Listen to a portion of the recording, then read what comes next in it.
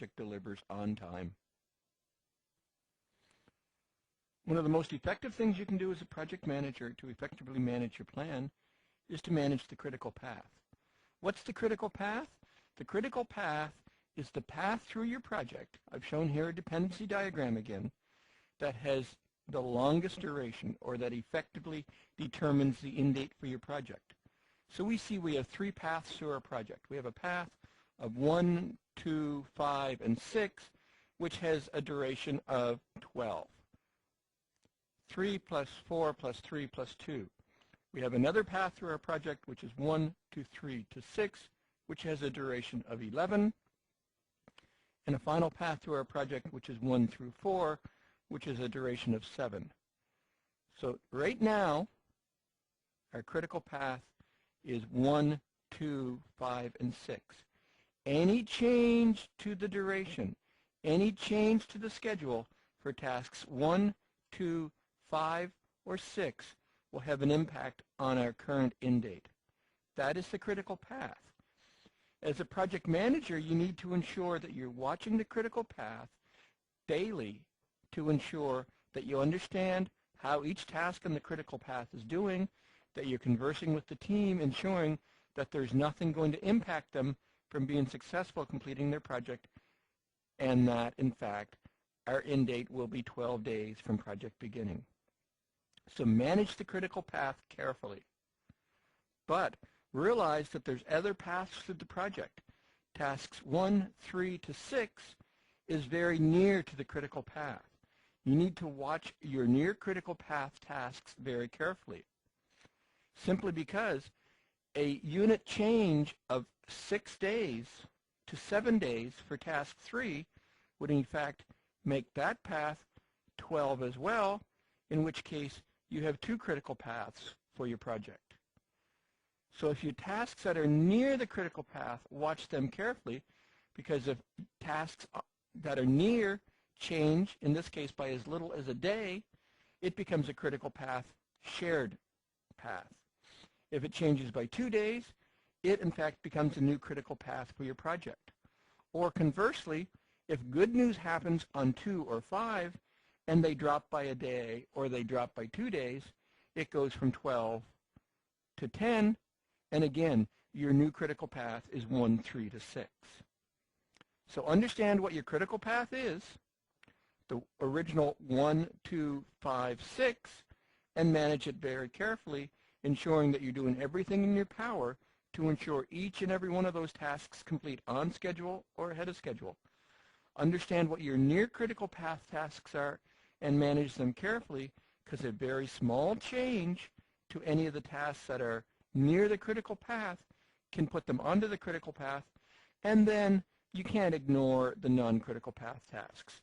The path of 1 to 4 is 7. There's a considerable amount of slack in that particular path, but that doesn't mean you should ignore task 4. If it goes from 4 days to 6 days, still doesn't affect the critical path, but by going from 4 days to 6 days, your team member has spent 2 more days on that task. Therefore, the cost for that task will have gone up by the value of 2 days. Therefore, the total budget for your project will go up as well. So critical path is a most effective tool that you have to ensure that you're going to meet your project end date. Understand your critical path, manage the critical path. Understand the near critical path, watch those carefully, and then monitor and review the non-critical path tasks to ensure that through mismanagement they don't become critical path tasks, or through not manage them well, their time doesn't go up, and in fact the budget itself for the project goes up. Understanding the critical path for a very simple project like this, which only has 3 paths and a limited number of tasks, is very simple to do. If you have a large complex project with hundreds of tasks, with dozens, 50, 60 dependencies, going through manually calculating the critical path would be a very difficult task. The good news is your project management software, your Microsoft project, will calculate the critical path for you and present the critical path in a graphical representation. To understand which tasks are on the near critical path, your project management software will also do a calculation for you which will determine a value called slack. And the closer the slack value for each task is to 0, because tasks on the critical path will have a slack of 0, the closer to 0 the slack for a task is. In this original instance, task 3 would have a slack of only 1, means they're on the near critical path, and the farther the slack is, in this case the slack would be 5, the difference from 7 to 12, identifies that they are not near the critical path and therefore need to be managed appropriately. The next step to developing an effective project schedule is ensure you have proper resource leveling, ensuring you have the optimal team size for your project. What is the optimal team size? Is the optimal team size 2, 5, 25, 250? There are a number of mathematical models. The COCOMO model, which is a well-published estimating guide, has a number of models, mathematical models, that based on duration will help you determine what the optimal project duration will be, or actually effort will help you determine duration, as well as effort will help you determine optimal team size. It's a mathematical model. It's based on years of research and years of project delivery experience factored into the mathematical model. You may choose to use those to determine your optimal team size, or you may simply choose to use a gut check, expert opinion as to what the optimal team size. If you have a small project being delivered over a short duration, having a very large team is probably not effective. Having a large team on a short duration project means you have learning curve, means you have the ramp up, ramp down time for multiple resources, which will probably result in a underutilization of the overall resources. You'll spend as much or more time on ramp up, ramp down, and training as you will on actual project delivery. So your team size needs to be based on the overall duration for your project. Your team size also needs to be based on the number of independent work packages. How many different team members can you truly have working independently, that they're not dependent on each other, that they're not waiting for one to finish a task before the next one can get the predecessor-successor relationship resolved so they can start on the next task. So there's a number of considerations that you have to bring into play to determine what the optimal team size will be. The key is focus on getting the optimal team size. The next step, and probably the most critical step to proper resource leveling to developing an effective project schedule, is that you have full or near full utilization of each and every team member on your project. What do I mean by that? Well, if we look at a very simple graph, and on the bottom of the graph we have time, whether this is Monday, Tuesday, Wednesday, Thursday, Friday, whether this is week 1, week 2, week 3, week 4, or month 1, month 2, month 3, month 4, is going to depend on the size of your project and the duration of your project. Up here, we're going to have effort, and this is team member effort. And you're going to have a bar at some point in time, which is the optimal utilization for your team member week in, week out, day in, day out. If you're working on a day-by-day basis, this number is going to be 8, or the reduction of 8 based on the utilization that we talked about earlier. So it's down to 7.6 hours per day. If you're dealing on a week basis, it's going to be 40, or again, the appropriate reduction down to 35 hours of available time for the team member.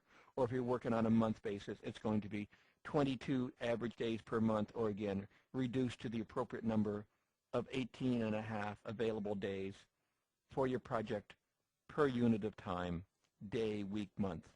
And then you're going to look at each individual team member's utilization.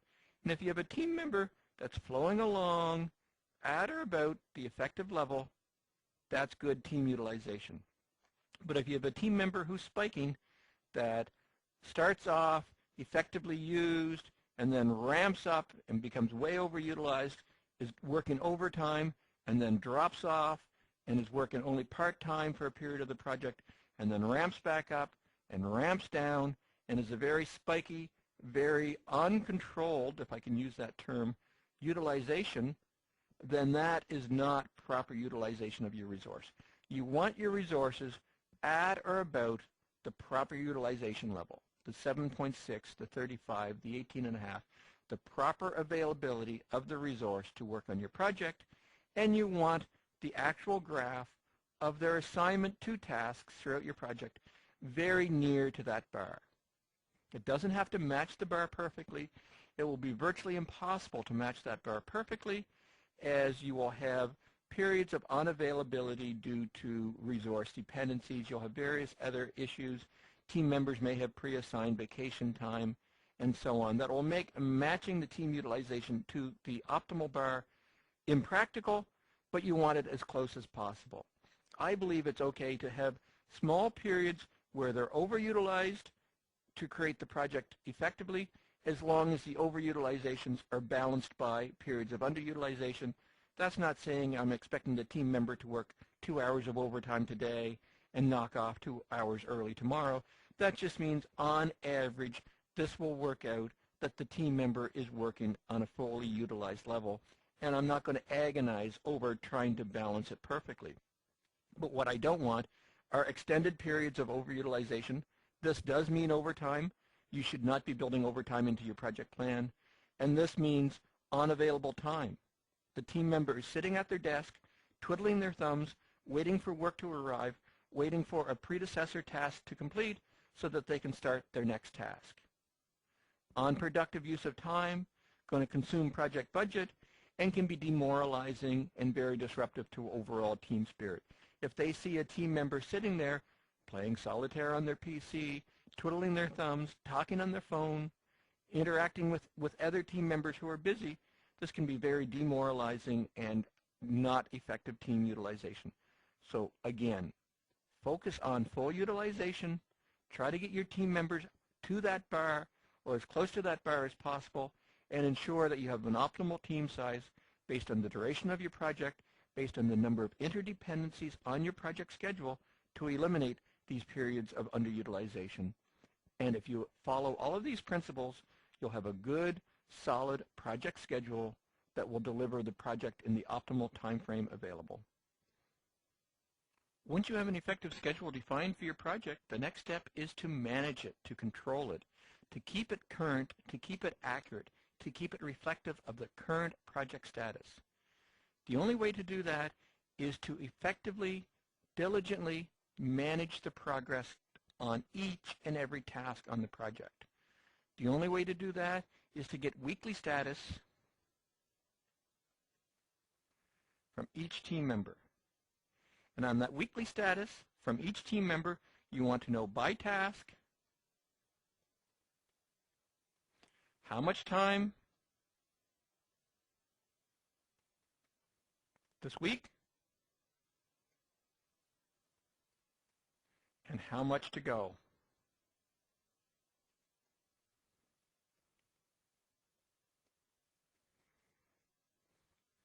You need weekly status. You need weekly status from each team member. You need weekly status from each team member for each task that they're working on that week. You need to know how much time they spent on the task that week, and you need to know how much time is remaining. I've deliberately repeated myself because this is very important. You need weekly status at that level of detail to allow you to effectively monitor and control your project status. You need that detailed information to allow you to track the progress on your project. My experience is when you go to a team member and say, I need this information weekly, I need to know how much time and how much is remaining on each and every task that you worked on this week, you're going to get very large groans. You're going to get the team members saying, oh, you're going to take so much time. I should be working on project deliverables. I shouldn't be producing status for you. My experience is uniformly you're going to get that response from your team members. It's your job as a team member to stand up to those moans. It's your job to ensure that you're getting the information that you need to track the progress for the project. You need to tell the team members they have to provide this information to you. They need to provide how much time they spend on each task, and they need to provide their best estimate for the remaining work to be done by task. Team members are going to say, but this is going to take hours of time. You're going to take 4 or 5 hours out of my work week just to provide your weekly status report. And unfortunately, the first week they do your status, it probably will take them hours of time to produce that detailed weekly status report. They're going to sit there, they're going to scratch their head, and they're going to say, I don't remember how much time I spent on Monday. I don't remember what I was working on Monday. I'm not sure I remember Monday. It's going to take a while for that first weekly status report at the level of detail that you need to be produced. The second week is going to be a little better. It's not going to take many hours. It may take an hour. The third week, it may take an hour again, but by the fourth or fifth week, it's down to taking a reasonable amount of time. They're going to produce the weekly status report for you in 15 to 20 minutes. I've been producing weekly status reports in my career for over 20 years. I can produce a weekly status report at this level of detail in approximately 5 minutes. At the end of every day, I take a minute and I jog down in my timer, in my Outlook, exactly what I worked on and how much time I spent on each task. At the end of the week, I simply go through my Outlook, consolidate those 5 pieces of information, scratch my head and say, how much time do I think is remaining on each of these tasks? And I have my weekly status report done at the appropriate level of detail in 5 to 10 minutes. But it takes experience. It takes discipline. It's going to take some time for your team members to get to that level of discipline where they can produce the weekly status report at the required level of detail in 5 to 10 minutes. But you have to insist on it. Without those facts, without that level of detail, you can't effectively manage the project. And when I say facts, I mean facts. You want to know the actual time, the actual remaining. But you don't need it to the second. You don't need it to the minute. You don't need it to the quarter hour. You probably don't need it to the half hour.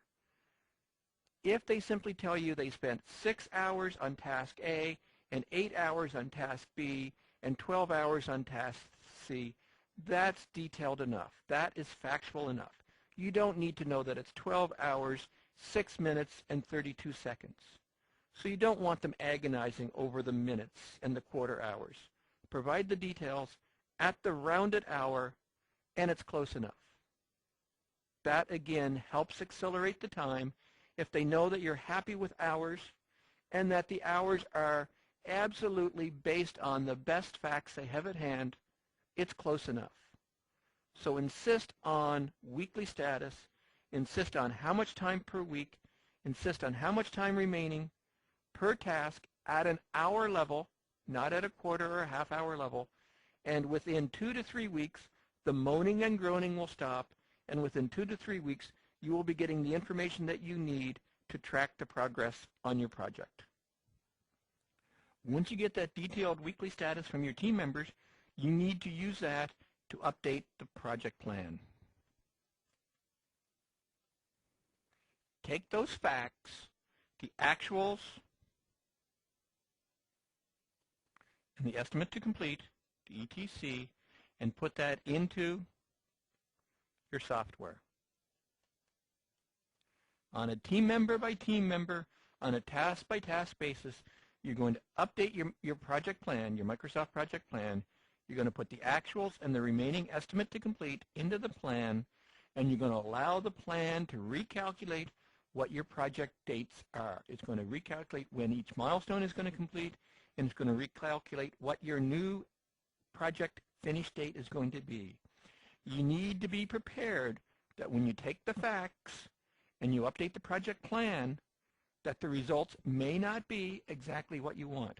When you take the facts and you allow the team members to give you revised ETCs, and these revised ETCs are based on what they honestly believe is going to take them to complete their task, it may change the project finish date. But that's what schedule control is all about. Taking the facts, understanding what impact the facts are going to have on the schedule, and then taking the appropriate actions as a project manager to deal with the facts. If based on this revised information, my project is going to complete 2 days, 3 days, 4 days later than originally planned, then you as a project manager need to act on that information and do what you can do to improve the project situation. We'll deal with that in just a moment. The next step to schedule control is integrating changes. In the last series of nuggets, we talked about implementing an effective change management system.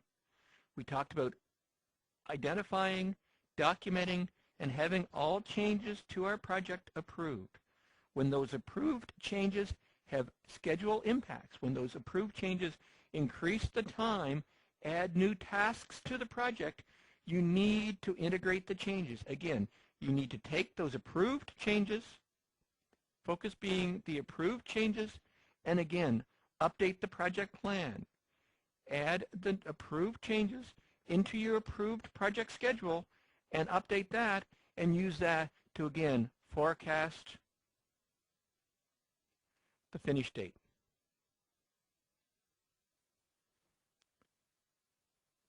You need to take all of the information you have at hand based on the actual facts that you have at hand for week 1, week 2, week 12, week 25 of your project, and manage the facts that you have at hand based on the actuals you have from your team, based on the integrated and approved changes from the project change management system.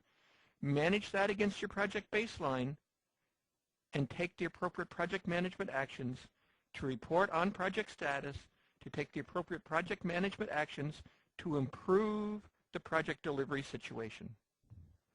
As a result of the work you did during project control, as a result of tracking the actuals and entering the revised ETCs, it's entirely possible that your project is forecasting a later finish date than originally planned.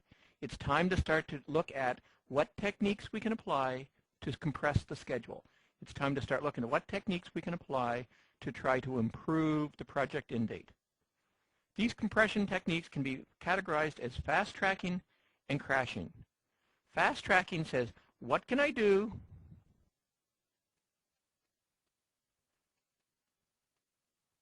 to do it faster? So what can you do to do it faster? Can you change dependencies?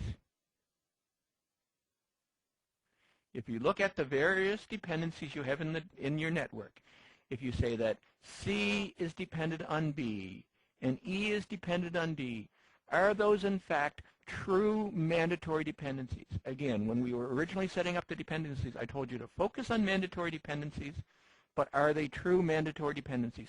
Based on the additional information that you have at hand now that your project is well into delivery mode, are these in fact true dependencies, or can I remove some of the dependencies? And if in fact they are still true dependencies, maybe you can introduce lags.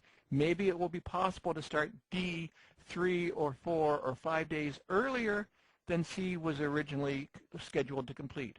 So you're going to look at what you can do to fast track.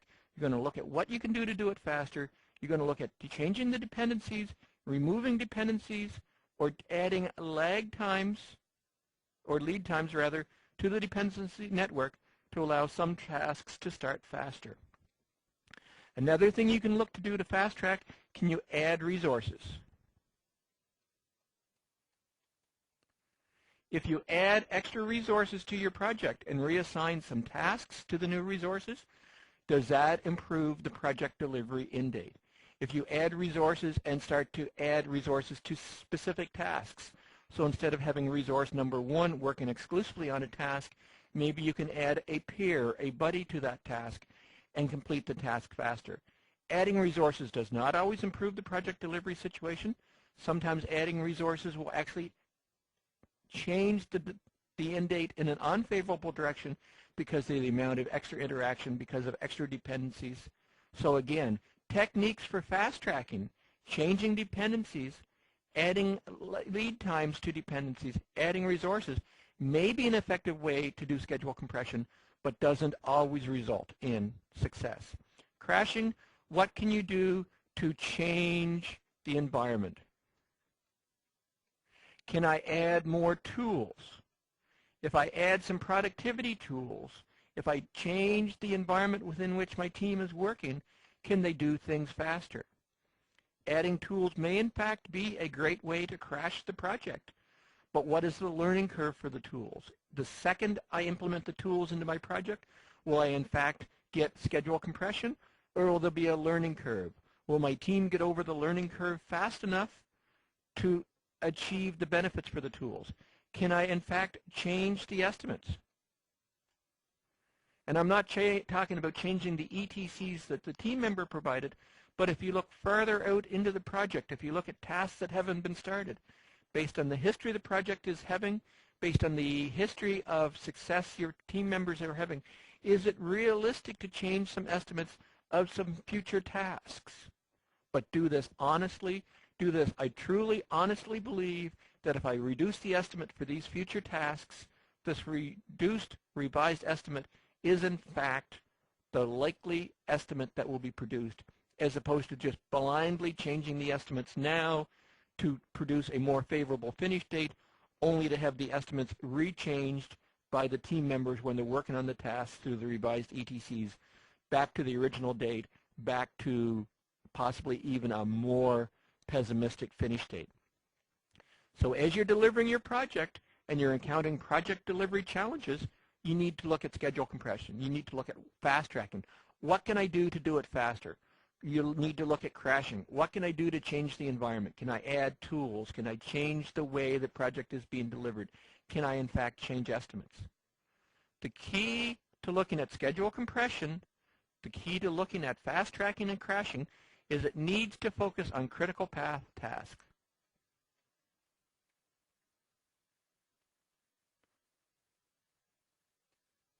If you fast track a task that is not on the critical path, if you change the dependencies and allow a non-critical path task to start earlier or to overlap, it will have zero impact on the new finish date because it's not on the critical path.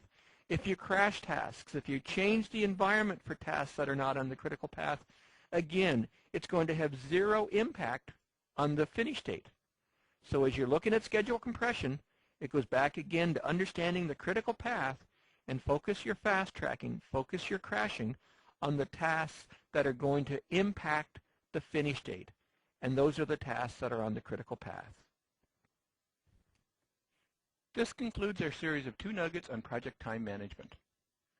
In the first nugget, we focused on the activities associated with developing a solid schedule.